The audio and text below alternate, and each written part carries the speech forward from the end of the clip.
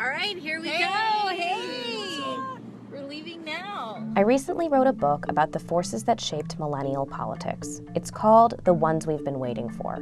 And over the course of reporting out this book, I found a series of Facebook videos on Alexandria Ocasio-Cortez's personal Facebook page that showed her journey to Standing Rock in late 2016, before she was running for office. We think we figured out a way to live stream without getting lost. At this point, she's a bartender. She's not a politician. She hasn't yet gotten a call that she's going to be running for Congress.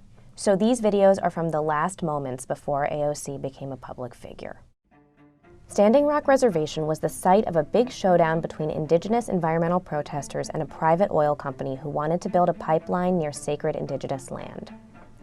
AOC and her friends decided to take a road trip to Standing Rock to deliver supplies and to stand in solidarity with some of the environmental protesters that were resisting the pipeline.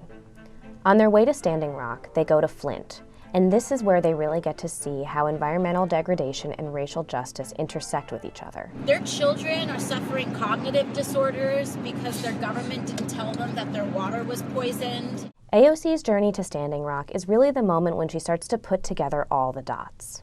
That climate change and racial justice and economic inequality and indigenous rights are all part of the same problem, and therefore have to have a holistic solution.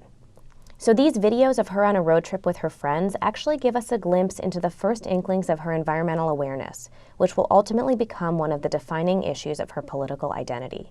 Hello, everyone. We made it here to Washington, D.C. One reason that AOC has been so powerful in the last 2 years is that she seems to have this total mastery of social media. I wanted to take you all behind the scenes. Nearly 2 decades into the 21st century, being able to communicate effortlessly through Twitter or Instagram or Facebook is absolutely essential to building a political movement.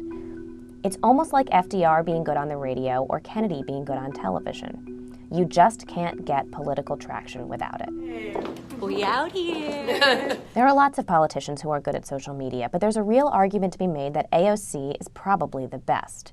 And these videos really give us a sense of how she got so comfortable in this medium and why it's something that comes so naturally to her. There is space for change, and there is space for growth. So these videos reveal AOC at a critical moment, just as she's developing her deep understanding of environmental justice and finding her voice on social media. Both would define her political career.